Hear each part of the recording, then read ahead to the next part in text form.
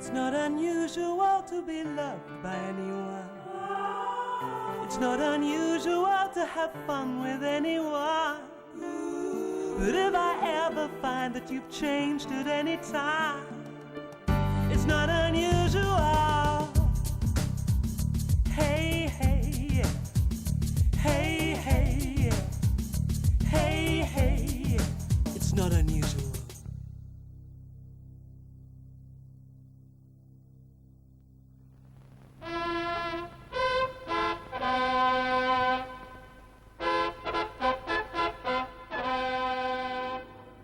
London prepares, for this is London's day. London is royal and gay. We decided we would camp out, in the proper sense, just by Piccadilly Circus, because we realised if we got there 2 days before, we'd be dry under the arches. And so there we were, all nicely installed, ready for the coronation going past. And when it did, it was so wonderful because the coach swept right by us, and on our side was the Queen, wafting beautifully, so I wafted back. After the Queen's coronation, we decided that we would have a coronation, and so it was selected that I should be crowned. There was a very elaborate costume designer who designed costumes for us, including crowns and coronets. And it was quite a ceremony and emotional one, and I was surprised at how much dignity it was carried with. People took it extremely seriously, and people came, swore allegiance to the Verdians, as we were called, and Verdi was the circle that we belonged to, Verdi being my favourite composer. And it was a marvellous secret safeguard, because they also called me La Principessa, and in difficulties that was the code word that could be used. So perhaps in the civil service or something like that, one had to be extremely careful. But of course, if I was talking to someone else, I could say, this is La Principessa, without having to give my name. Male homosexuality was illegal in the 50s. So to avoid potential prosecution or the threat of blackmail, those gay men in the know preferred to mix in small groups, meeting by introduction only.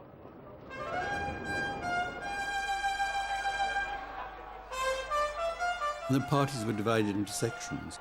There used to be always two. One was hair up, and one was hair down. Sometimes it changed to earrings in, earrings out. We had a secret doorbell below the ordinary bell, which was to be used in case of emergency. And if the party was taking place and the doorbell went, we knew immediately that we'd have to change, and the girls would have to dance with the boys, and would have to make it look like an ordinary party.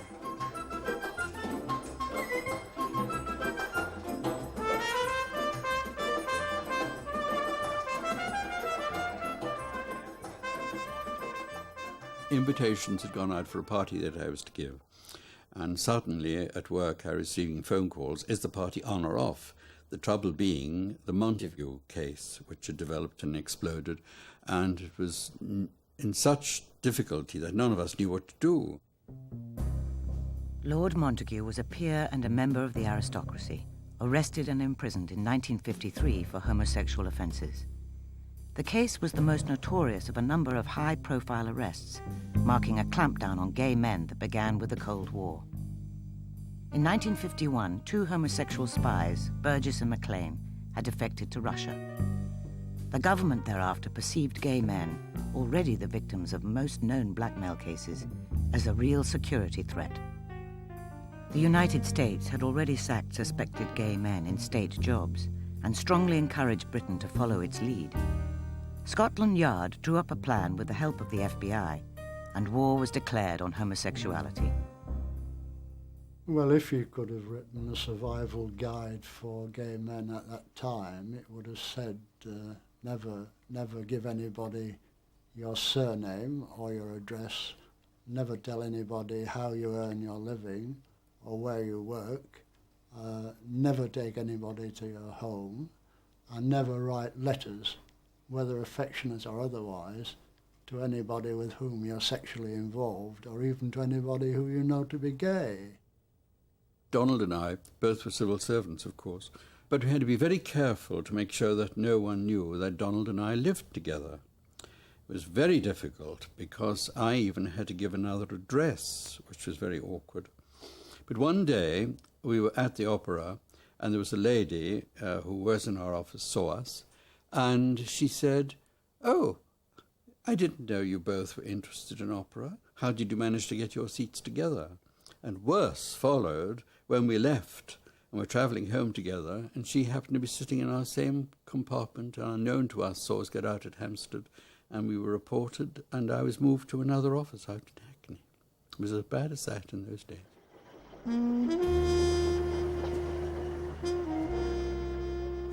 Police prosecutions for the offence of homosexual indecency rose from an average of 300 a year before the war to a peak of almost 1,500 in 1955, with over 1,000 of those men sent to jail. We were woken by a hammering at the door at around about midnight. My mother answered the door and it was the local police, and they said they wanted to speak to me. So she called me from my bed. I went to the front door in just wearing my pyjamas, and they said that they wanted me to go with them. And they told my mother, "It's all right, missus, he'll be back within the hour." And when we got to the police station, they made me drop my trousers, and 4 or 5 police officers stood behind me and said, "OK, bend down and pull your cheeks apart." And were passing all kinds of rather derogatory remarks about you could lose your truncheon up there and terrible things like that. I was totally terrified. It felt like a strange nightmare that I was going to wake up from.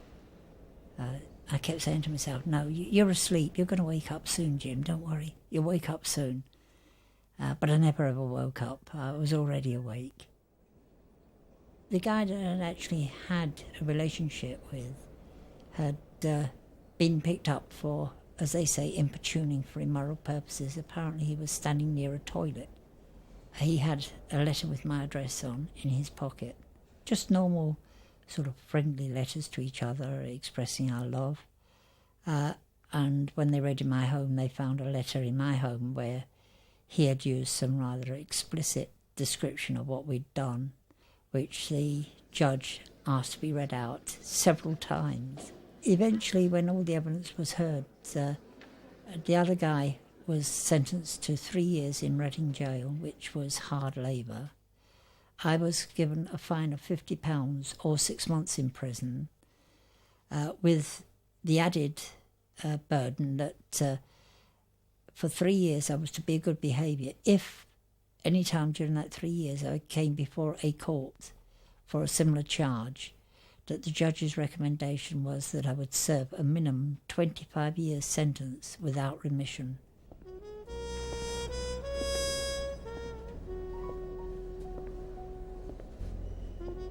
When I went into prison, the first night I was in there, quite terrified and lonely, they banged me up in a single cell, which was where they kept gay people in them days, and sort of quite depressed in there. Suddenly I heard the little peephole slide go up, and an eye came to the window, and a voice outside it said, "All right, dear, you're okay, that you got some of us in here, we're all the same." Obviously it was some other gay people. I had no idea at the time how they knew what I was in there for. I did discover the next day anyhow how they knew, because chalked on the board outside was what your offence was, and on my board it said buggery.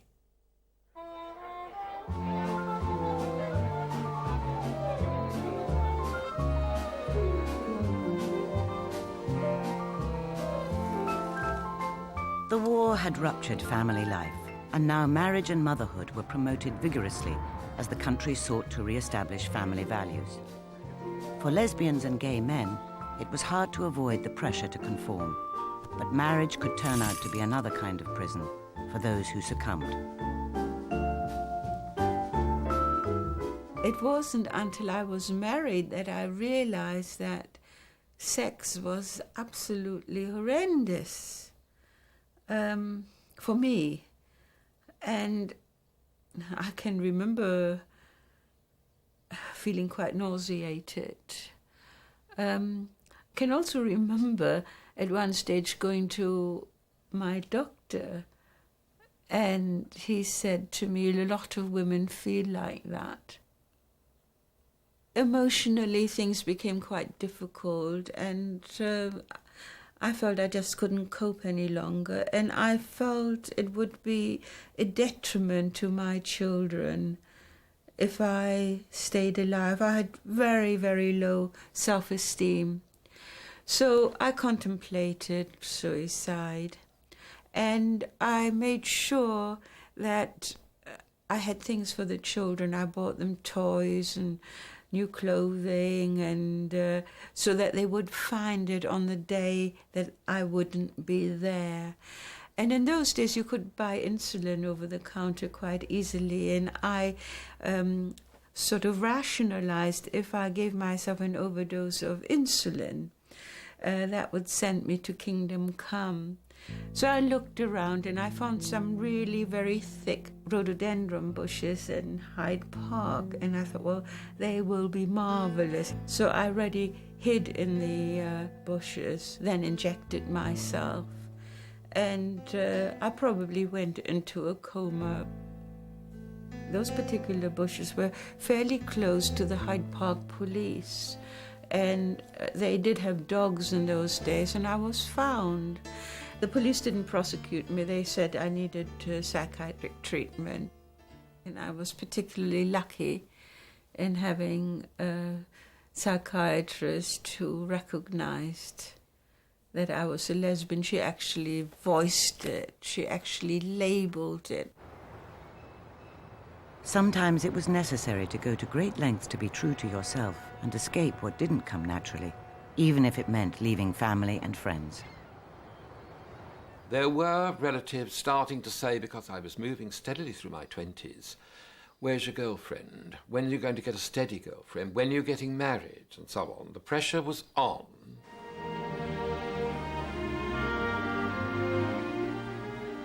Publicly, I said, I'm going to Africa to have a look at a part of the world that I don't suppose I should otherwise see. And indeed, there was some truth in that. I think it was certainly true of some men that they went to the former colonies for a freer and a wider life. There was a sexual freedom, and that applies equally, I think, to men who were heterosexual as well as to men who were homosexual. I saw a gentleman looking in shop windows and along at another gent, and I thought, oh, well, there may be life in Central Africa yet. And there was, as I proved on the second night that I was there. I found that right in the centre of Salisbury, Harare, there was Cecil Square, named after, of course, Cecil Rhodes. And a lot of gents moved around in the shadows, and I did meet someone. And we went back to the hotel where I was staying. I didn't really much care whether he was 19 or 90. I really didn't much care whether he was short, fat, bald, or whatever. And this seems very unkind to have used someone, but that was one of the ways that we did have to behave, because after having made love, it was so important to light that cigarette and discuss, well, just where do people go in this town?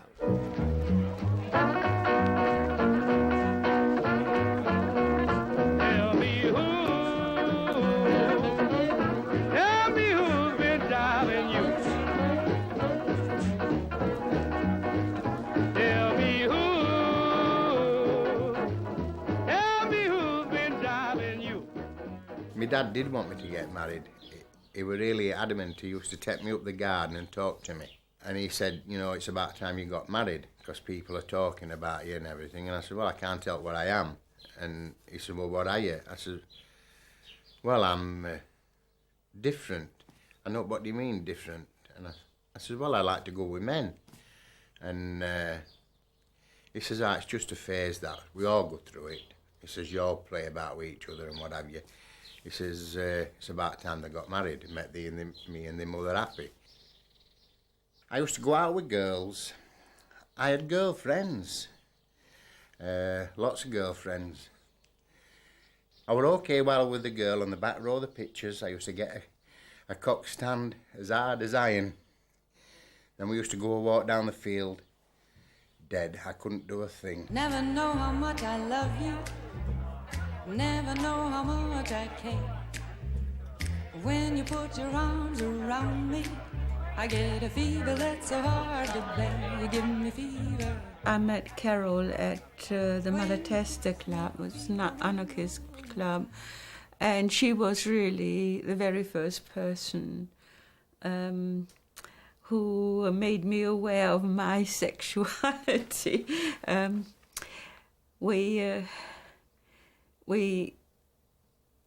She invited me home, and I sort of made a spurious alibi because my kids were still small, for somebody to look after them, and I wanted to stay out the night.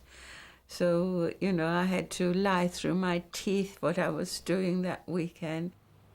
And I went and stayed with her in her little room in Victoria, and it was high up in the loft and one of those old Victorian houses, and every time you went up one stair, it creaked and it creaked.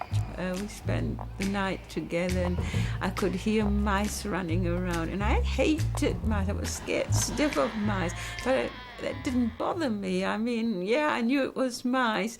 If I'd been at home, I would have been on the table or something, but there it was totally different. I felt comfortable, well, as I said, totally at ease and peaceful. It was I suddenly realized that one has to recognize certain things about oneself to feel comfortable with oneself.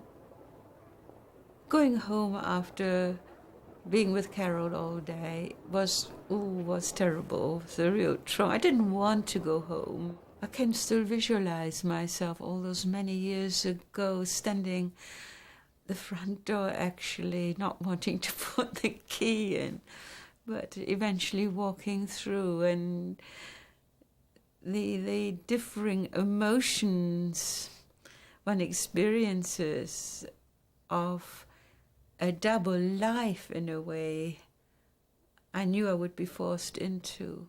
I got married because in those days it was the thing to do. You went to school, you went to work, you got married and you had kids.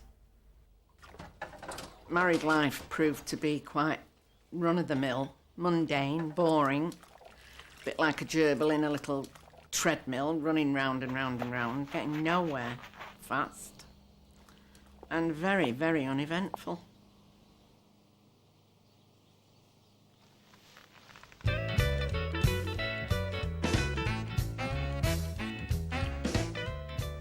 There were several of us wives in our little clique, and we would have girls' nights out, which was Wednesdays and Fridays, and our husbands used to go out other nights. And if you happened to stay in on one of your nights, then you forfeited it. So even if you weren't feeling very well, you'd still go out. And one particular friend couldn't get back to where she lived and used to stay on Friday evenings on the settee. And after a few discussions with my husband, telling him I had feelings towards her, he said, well, the only way you're going to get out of this phase is to do something about it, so why don't you just go down there and get it over and done with? So I proceeded to go downstairs and chatted to her, and things happened, and I didn't go back upstairs till a shoe came flying down and said, how long are you going to be? And I decided then that that was it for me. So we then giggled and had a chat and decided that we would go out and find some real lesbians, because we didn't class ourselves as real. We thought we were just playing.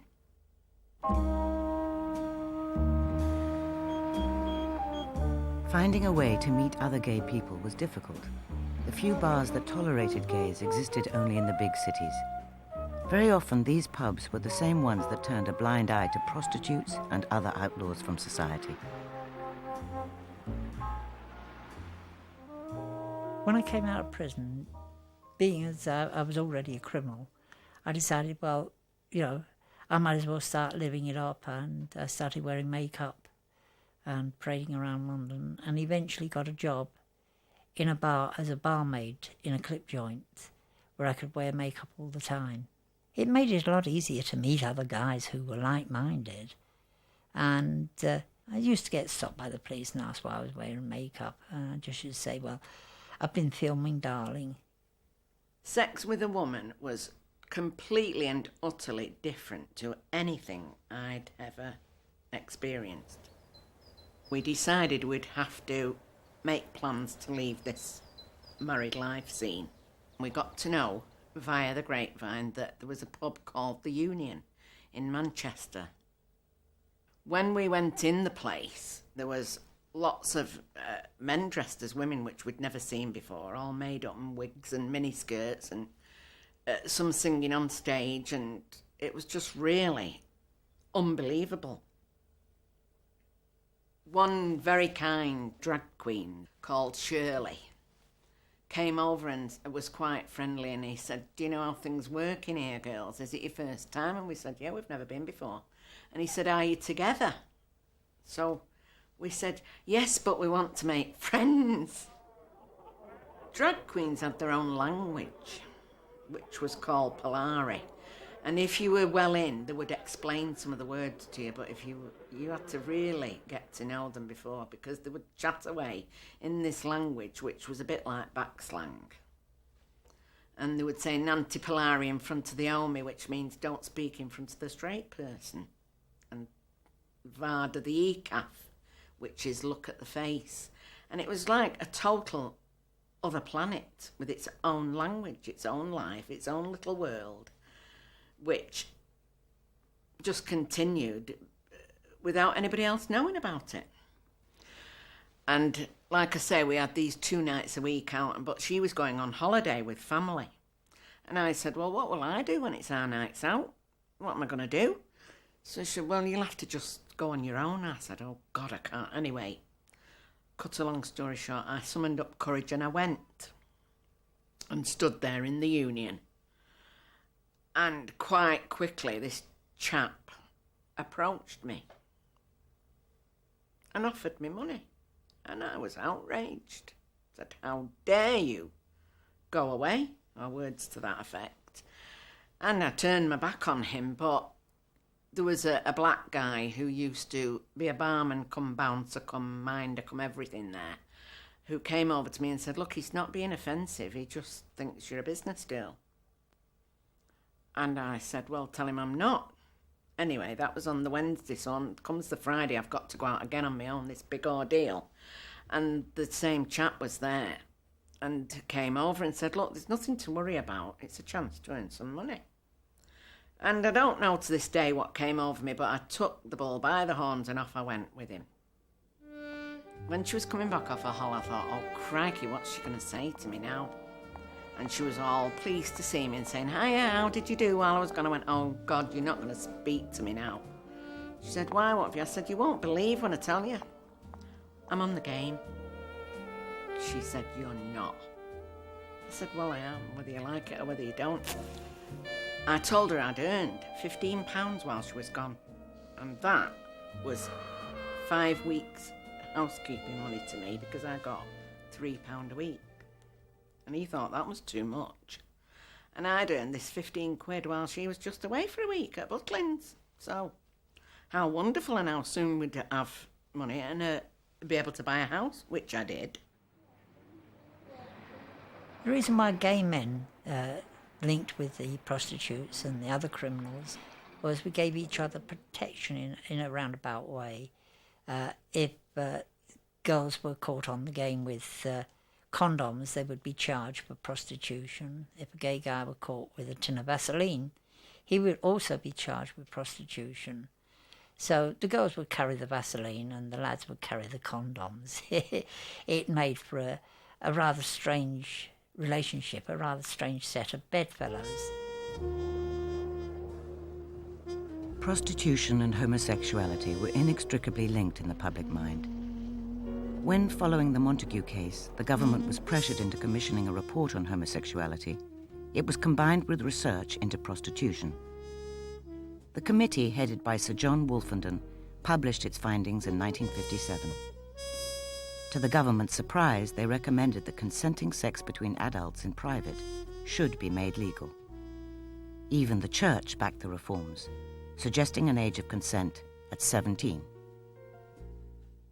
We don't see why this particular form of sexual misbehavior, as distinct from adultery, fornication, lesbianism, all the others, we don't see why this particular form of sexual behavior, which we regard as, most of us, as morally repugnant, why that and that only should be a criminal offence. I remember going uptown and buying all the papers I could get my hands on and taking them into the Sunbeck cafe in Nelson and reading through them to see what the reaction of the papers was, and indeed what the committee had recommended. The press reaction was generally favourable, but the government, fearing public opinion, did not act to change the law. So in 1958, a pressure group called the Homosexual Law Reform Society was set up. It was the birth of a campaign that was to take 10 years to achieve just some of its objectives.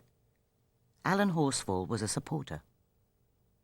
The first letter I wrote to the national press advocating homosexual law reform was in 1958 to a paper called Reynolds News. I dropped it rather merrily into the post box and immediately felt sickness in the pit of my stomach, because I'd only been a councillor for about a fortnight, I think, and the background was that I'd submitted an election address which had had all the possible dangerous bits edited out by the local Labour Party hierarchy. I wasn't allowed to mention my membership of the National Association for Mental Health, and I wasn't allowed to mention my support for the campaign for abolishing capital punishment. So I thought, if all these things were unacceptable to them, what are they going to say to me for backing homosexual reform a fortnight into my council membership? They're going to say that not only am I reckless, but that I'm devious. And I was literally off my food for a couple of days. And when it was known that I was involved in seeking change, it was considered to be quite reckless. And it had quite a profound effect on my social life at the time, because some of the people who I used to drink with in the bars would no longer drink with me. They'd come in and order a drink and go and sit elsewhere.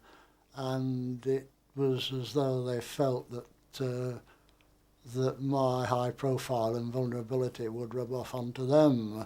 And one of them actually asked my partner not to speak to him if they met in a bar. And there was that fearfulness, which was a small town thing, but which was real.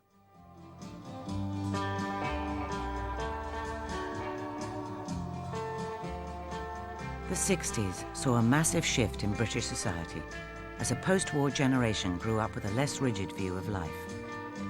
The ban on any mention of homosexuality on the stage was lifted, and the mounting pressure for law reform meant that for the first time, television audiences were introduced to the twilight world of the homosexual. Homosexuals usually live two lives, one of which is completely concealed from their family and colleagues. No one knows, no. How would they react if they did? They'd be tremendously shocked. The reason is that I live a very normal life back home, and I really live two lives, one here and one up north. And there were films too.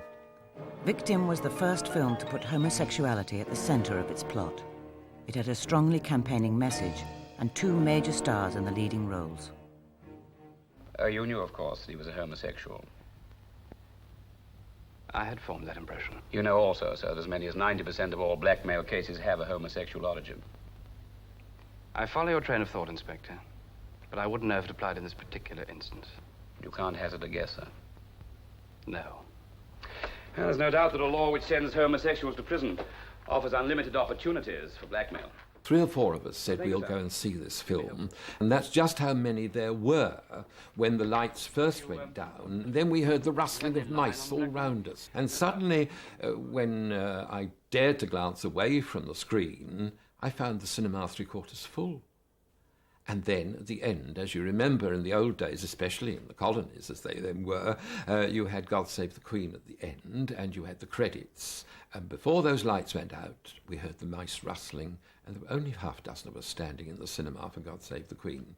The civil servants had run back literally to their closets.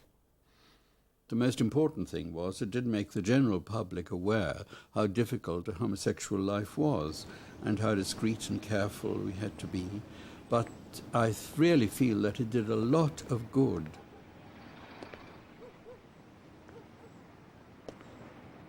While there were the first hints of change in the air, gay life in reality was still conducted in secret and often at great personal risk. In the early days, the only way a man could meet another man was in the local public toilets, which invariably were little tiny buildings hidden behind some trees. And so, because they looked very much like little cottages in the countryside, we called them cottages. And the act of going into them to meet other men, well, became cottaging. You would go in there and you'd spend a little time in there and hope that somebody who fancied you would come in. If you fancied each other, then hopefully you wouldn't sort of have sex there and then on the spot, but would disappear either into the woods or back to your own home. Well, you never know who you're going to meet. And, well, I used to like going cottaging because there were an air of danger about it. You know, adrenaline used to rush and I might get caught. And I think that feeling is a wonderful feeling, that you might get caught. It's terrible when you do get caught, but if you don't get caught, it's wonderful. I went to Doncaster one night to Enfield Park. There were 3 men stood at the back and all the urinals were full. And this fella moved, so I went and stood at the side of this other one because I knew him. Comes outside, hands on his shoulders, one on his and one on mine. With police officers, we've been watching you for past so long and we're arresting you for gross indecency. Anyway, come the court case, that particular day I were on afters. And I got colliery overman in them days, which was in charge of the pit. 600 men working for me. And I've been to Doncaster to the court case, and it were a lady judge. And she says to me, "Have you ever tried to go for a cure?" Right. I said, "Madam, if there were a cure, they'd be lining up outside doctors. They would be lining up to get cure if there was such a thing as a cure." She says, "How long have you been like this?" I says, "All my life." Anyway, she fined me £50. The other person got fined £25, but for opening my trap, I think she charged me a bit extra. So I were on afters and I came up at the end of my shift, and overmen always come out earlier than the workmen. Went into the canteen for a cup of tea, and there were a newspaper there, so I thought, oh yeah, never seen a newspaper in canteen before, not at night anyway. So I just says to the canteen lady, I says, "Is it in?" She says, "Yes." Headline, Fred. Minor admits to being homosexual all his life. I thought, oh, they're rotten dogs. That's for opening my mouth, that. I didn't know, I thought, this is it. It's the end of my career, this. Anyway, after I'd done all what I had to do, I went down to me union secretary, Arthur, and he says, "Look, Fred," he says, "we've all done it. We've all played with somebody. Don't worry there. Come on and come up to the club with me." I says, "I can't go in that club, Arthur. Ain't working men's club with all men in." I said, "I can't go in there." He says, "Come on, they're going in." Anyway, we went in and Went in the tap room and they're all stood at bar there. Anyway, one of the lads come over and said, Fred, if they can admit being a great big puff all their life, they're a better man than us. Come and have a pint. Lesbian sex may never have been illegal, but the difficulties women faced in finding and meeting other women were, if anything, even more acute, given the greater social restrictions they faced. In one attempt to tackle this isolation, Esme Langley founded the Minorities Research Group in the early 60s. Since you founded this group, has the development of it surprised you in any way? Only that we've had a remarkable number of letters from married women, which rather startled me. I had no idea that so many married women still feel that they are basically homosexual. But most women still found out where lesbians met through chance conversations. When I came over here, I was 14 years of age, and I got a job in the cotton mill. I was a doffer at the time. And I was down one day in the washroom talking about this, that and the other, as they did in the cotton mills on their breaks. And they were going on and on and on about these pubs in Manchester and blah, blah, blah, and where all these puffs and pansies go and all these types of people. And to be perfectly honest with you, I thought they were talking about flowers. I really did, when they were going on about pansies and stuff. And in the end, I said, well, what do you mean? I was getting a little bit confused. I knew they weren't talking about gardening centres, and they were saying, oh, there's lesbians and this and that and all these homosexuals and what have you. And I said, I don't understand. What's a homosexual? What's lesbians? And one of the women described what a lesbian was. It's a woman who, you know, loves other women and they date and they have affairs like men and all this type of stuff. Oh my God, if the ground could open up, I would have just fell into it.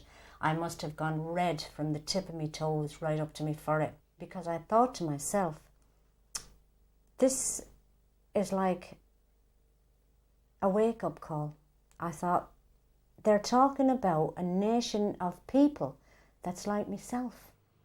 I hadn't really ventured outside this little Lancashire town, so I decided, you know, what I'd do is I'd get the bus into Manchester City and I would look for this pub. Now, I'd already found out from one of the girls that it was called the Union. I was just mesmerised at the to and from this pub.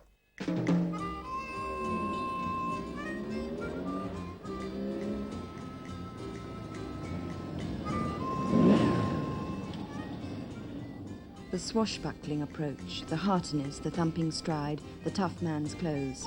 These things are natural to some lesbians, but mostly unacceptable to people outside that world.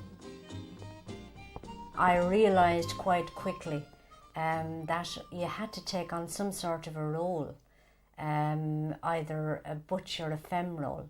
Now, to be perfectly honest with you, I couldn't see myself anymore in ankle socks and little low high heel shoes and the mini skirts and the ponytail and all. I couldn't really run to the cut with that anymore. The procedure was that all the girly girls would sit at tables and all the dykes, as they're called now, but we used to call them butches, would saunter about, and if you were fancied, they would let you know with eye contact. One day, one of the women walked up to me and she said, Lucia, you're really going to have to make your mind up, you know, which way to jump with your lesbianism, because, you know, you're neither Martha nor Arthur. I said, pardon? She said, you are neither Martha or Arthur. And I thought, she's right. I couldn't get off with anybody. So I decided I'd buy myself a shirt and tie, small waistcoat, get me hair cut, trousers, shoes, the lot. I took a look at myself in the mirror and I thought, this is it. I'm one of them. We used to wonder why these butches wanted to dress the way they did, and I said, well, why don't we try it and see what's in it?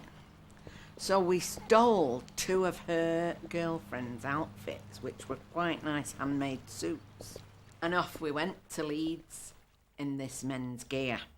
And we had to remember when we sat down to sit with your leg up across the other one, male style, and you had to remember when you smoked your cigarette to puff it like a man does, not like they had their own little mannerisms. And we were at it on the way. Now, don't forget, when we have a cigarette, we've got to smoke it like a butch. And when we sit down, we've not got to sit with our legs crossed like a girl does. We've got to sit with them spread out like a guy does. And we had to keep reminding ourselves of this. And she'd say, you're sitting wrong. And I'd go, oh, right, and sit like that. And she'd say, no, you don't smoke your cigarette like that. And I'd say, well, I won't smoke one then. When I'm feeling blue, all I have to do is take a look at you. Within about half an hour of us arriving at this Hope and Anchor pub in Leeds, 2 lovely feminine little dollies came draping themselves round us. We were these 2 new butchers in town, they thought, and they'd never seen us before. We'd seen them on our previous visits, but we were in disguise. We got a groovy kind of love.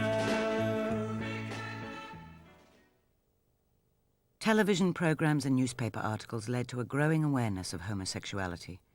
But this new openness had a downside, as it also led to an increase in unwelcome attention. The medical profession had always seen lesbians and gay men as sick. Now some attempted to cure them. Aversion therapy, developed as a cure for alcoholism and gambling, was now tried out on gay men, involving either painful electric shocks or induced vomiting. But this wasn't the only so-called cure that found favour in the 60s. I never figured that when I got into all this drag business that I would ever envisage not being able to get work and stuff like that. I never thought about that. And of course, like all the rest of the young butch lesbians at the time, they couldn't get work anywhere because your hair was too short. You looked the part, basically. I got into petty thieving and stuff like that, and as you would normally, you always get caught. All the kids, they get caught, and I wasn't any exception. I thought that this probation officer that I would get would be very nice because her name was Miss Maguire, and being Maguire, I thought she's Irish, so she'll understand me. I was in for a terrible, terrible shock. She was horrible, absolutely horrible. And she convinced me that the reason I had got into petty crime and that I was such a sad little person was because I was homosexual. And that really speaking, if I wasn't homosexual, that I would be very different to what I am, and that I could go home to Ireland and be with all my family again, who had now, by the way, totally deserted me. And that would be the end of my troubles. And I went along to see the psychiatrist, and he agreed with her that basically speaking there was a problem, and my problem was my homosexuality. And they were discussing about how they could put it right, and he made some suggestions on a number of occasions about a part of my brain not being developed right, and that really speaking the only way for me to go forward and become heterosexual was to have surgery. And so I toddled off into the union that night, as I did every night of the week, like all of the youngsters did. And I was chatting to one of the older butches there about this psychiatrist, and etc., etc. And she was absolutely horrified when I was telling her that this guy would just cut out a little part of my brain, etc., etc. And she just put her arms around me and she said, Lucia, I was only young, she must have been about 55, 60. She said, please don't go back to these people, because you will not end up heterosexual. You will end up like a cabbage. You won't have any feelings whatsoever. You won't be able to love anybody, let alone say feel anything. Talking as a Londoner, I think in London itself, the amount of how rife homosexuality has become in London itself. I would say again in retrospect that a few years back, that again 2 or 3 years ago, that you were very blatantly sort of approached by different people in different places. Really? Mm-hmm. And it does sort of still, you say it's worse? I think in actual fact it has become worse over a period of time, but it's one of those things that you have to live with nowadays. Yes. After years of political campaigning, the battle for law reform was finally won. The 1967 Sexual Offences Act finally made sex in private between 2 consenting adult men over the age of 21 legal. It received a muted reaction from campaigners. They considered the act deeply flawed, but it was a beginning. The closet door may not have been flung open, but at least it had been unlocked.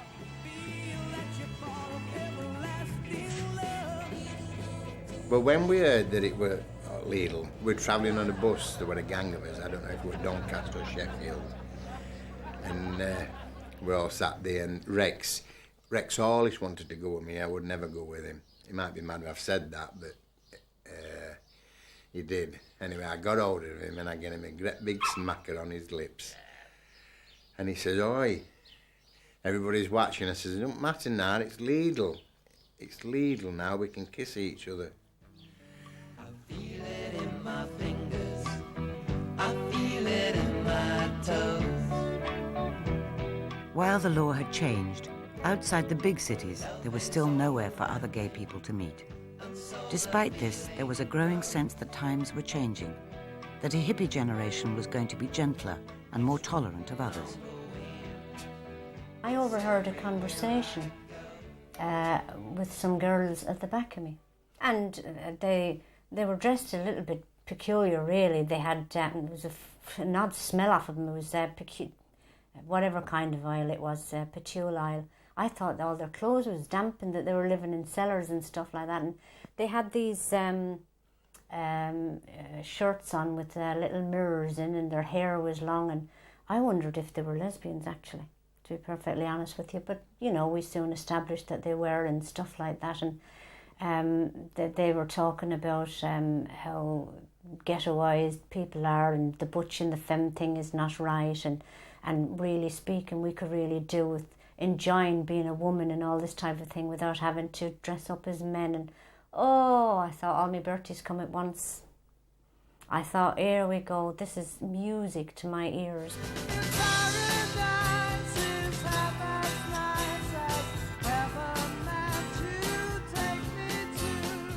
It seemed as we lived in a corset culture beforehand, and suddenly you were able to loosen the stays, and that was really marvelous. There was a feeling of progress. There was a feeling that people were going to be kinder, and there was a throb in the air, and I thoroughly enjoyed it.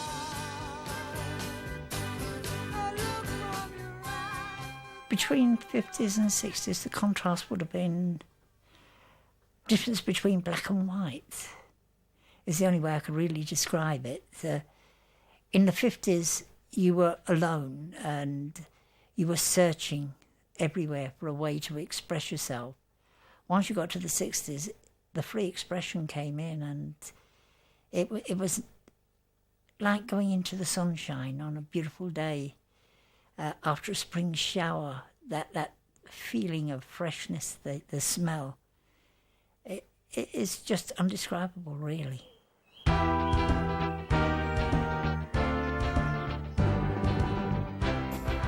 Jim turned on, tuned in, and dropped out with the hippie movement. Charlie became a sex counsellor and now speaks in Hyde Park on gay rights. Josie is a retired publican. David and Donald lived happily together for 46 years. Peter founded a gay publishing company, and Lucia grew her hair and formed a women's rock group. Fred found true love in a cottage, and Alan continues to fight for full gay equality. Fred Dyson died shortly after the making of this film.